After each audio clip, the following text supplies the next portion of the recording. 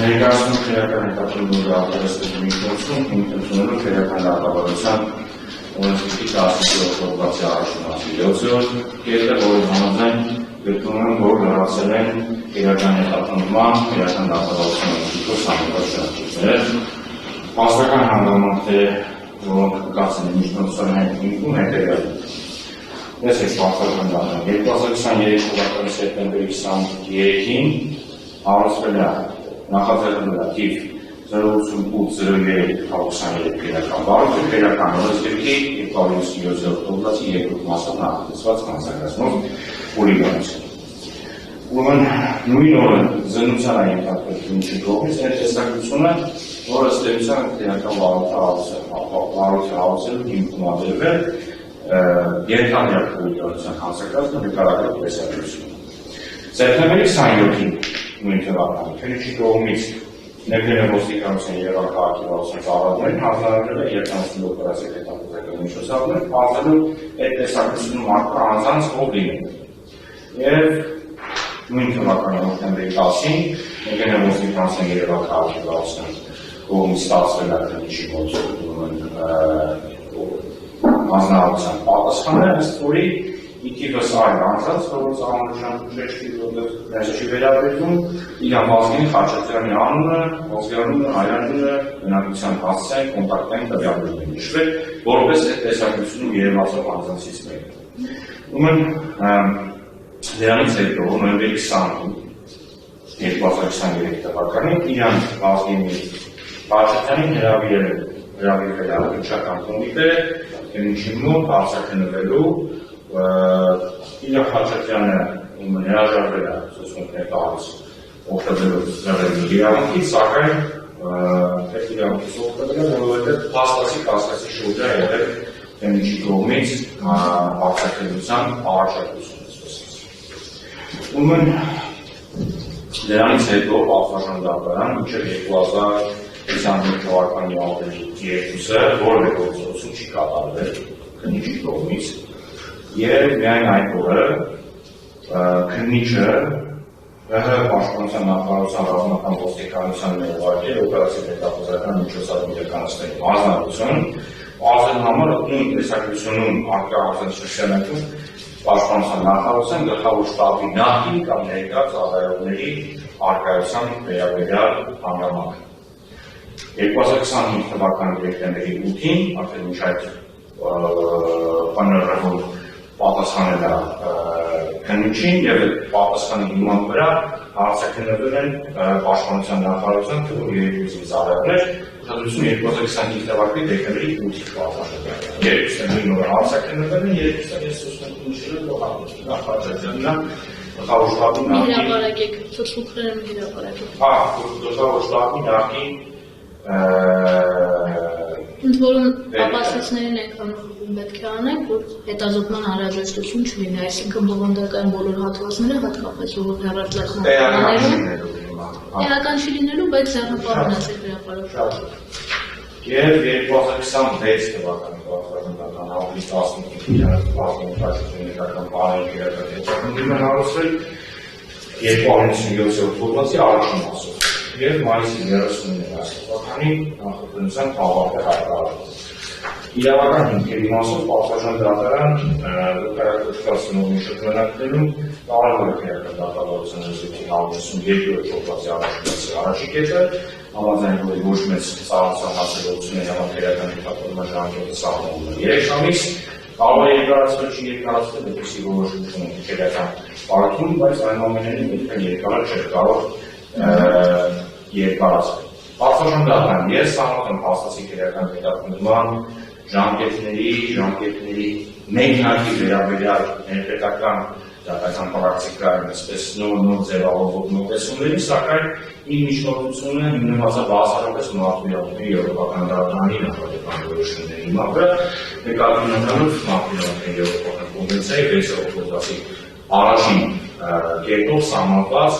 ողջամիտ ժամկետում գործիքենության հիմնարար իրավունքի պաշտպանության անհրաժեշտությունը։ Պատվաստական դատարան 2023 թվականի նոյեմբերի 20-ին առնվազն երբ պարոն Խաչատրյանին առաջարկվել է արձագանքվել իրեն մեղսակերպող կամ իր կողմից կատարած արարքի կասկածի շուրջ, այդ պայից սկսած դիհանվազգին խաչատրոնի համար ակնհայտ է եղել, որ իր նկատմամբ հաստատի իրականացնում քրեական հետապնդում։ Մենք մարտիրյանների եվրոպական դատարանի շատ որոշումներից, այդպես հանրային էկրաների վերաբերյալ մի որոշումն է ծանոթ ենք, որ եվրոպական դատարանի համար քրեական հետապնդման պահը ոչ թե ֆորմալ քրեական մեղադրանք առաջադրելն է, այսինքն այն քրեական հետապնդումը, եթե մենք քրեական խոսենք, այլ ուրեմն սուբստանտիվ, այսպես նյութայինավական առումով քրեական մեղադրանք առաջադրելն է։ Եվ մարտիրյանների եվրոպական դատարանի որոշումները, որոնք կայացել են բարձրաձայնել, այդ որոշումների համատեքստում նույնիսկ կասկածի շուրջ առաջին անգամ հարցադրում անելը մեղադրյալի, ապագա մեղադրյալի անձին համարվում է քրեական հետապնդման մեթոդ։ Այս առումով, եթե հարցեր լինեն ես դատարանի հարցերին բնականաբար պատասխանել, բայց եթե ընդունում իմ կողմից ներկայացված դիրքորոշումը որպես ելակետային, առայն որ դիահաշտյանի հարցերնելու պահից քրեական մեղադրանքը համարում ենք առաջադրված, մենք ողջամիտ ժամկետները որոշելու ենք։ Ես իմ դիրքորոշումը որպես պաշտպան, որպես նաև իրական հետևյալն է։ Մարտիրյանների եվրոպական դատարանը բնականաբար կոնկրետ դատավարական ժամկետներին չի արտացել որևէ որոշման մեջ, եւ չէր կարող արտադրել նկատի ունենալ գործերի հաստատական հանրամատների տարբերությունը եւ անդամ երկրների ներպետական օրենսդրությունների տարբերությունը։ Բայց մեր հայրենի օրենսդիրը սահմանելով քրեական դատավարության օրենսգրքով քրեական հետապնդման ժամկետները կախված մեղադրանքի ծավալության աշխարհից։ Ըստ էության կանխորոշել այն ողջամիտ ժամկետները, որոնք պիտի պահպանվեն քրեական հետապնդման ենթարկելիս անձին։ Այսինքն, եթե ոչ մեծ ծանրության հանցագործության համար պայմանական օրենսդիրը որոշել է, որ 3 ամիս պիտի քրեական հետապնդում իրականացվի, նշանակում է ողջամիտ ժամկետը այդ ծանրության մեղադրանքի համար 3 ամիս։ Ես անկեղծ ասած հեռու եմ կարծիքից, որ այս դատավարական կանոնը, քրեական դատավարության զույգի 152-րդ հոդվածի հնարավոր է շրջանցել այնպիսի պարզան, պրիմիտիվ գործողությամբ, ինչպիսին է օրինակ հավաքել բոլոր ապացույցները եւ ամեն ինչ պատրաստ լինի, նույնիսկ ոչ անհրաժեշտ քննչական բարոյական գործողությունները արվեն եւ ամբողջ ակոսողական բազան պատասխաններով բարելան նոր ֆորմալ մեղադրանք առաջադրվի, որ հանկարծ քրեական հետապնդման ժամկետների խնդիր չլինի։ Ես գտնում եմ, որ օրենսդիրը չէ կարող ենթադրել նման իրավիճակ, հնարավորություն տալով քրեական հետապնդում իրականացնող մարմիններին, այս պարզ վարչությամբ շրջանցելու այս ժամկետները։ Եվ գտնում եմ, որ այս ժամկետները լրացել են շատ լավոց, նկատի ունենալով, որ 23 թվականի նոյեմբերի 20-ությամբ, երբ պարոն Տինյան Խաչատրյանի գրավյալի հարցաքննության եւ միջ այս 19 օպերատիվ հետախուզական միջոցառումների արդյունքում ստացված վերլուծությունը Տինյան Խաչատրյանի տեսակցություն կենշամը բացել ու Տինյան Խաչատրյանն հավելել որևէ գործողություն անելու հարցում բնականաբար քննիչը չուներ եւ այդ պայից սկսած մեղադրանք ֆորմալ մեղադրանք առաջադրելու բոլոր հնարավորությունները ունի։ Այսպես ասեմ, պատվաժան դատարան այդ պայից սկսած ոստիկանության երևակարգի վարչության ծառայողների կողմից օպերատիվ հետախուզական միջոցառումների արդյունքները քննիչի ուղարկելու պայից սկսած որևէ բան այս գործում չի ավարտացել։ Այսինքն նույնականացնելու առումով Տիգրան Խաչատրյանի այդ բազմության մեջ տարբերելու առումով որևէ գործողություն, պիտանի գործողության մասին չի արվել։ Ես ինչ եմ ենթադրում, ինչ եմ մտածում պատվաժան դատարան, ինչա տեղի ունեցել եղավ։ Իրականում տեղի ունեցել սա լավագույն կանխավարկածն է, էլի, կամ նաև վատ կանխավարկածը, որի մասին ես բազմախոս եմ մոտեցել։ Տեղի ունեցել եթե ձեր միջնորդությունը չբավարարի։ Եթե միջնորդությունը չբավարարի։ Տեղի ունեցել հետևյալը, քննիչը գործողությունները արել, Տիգրան Խաչատրյանի հրավիրել հարցաքննելու, հետո ինչ պատճառներով քրեական հետապնդման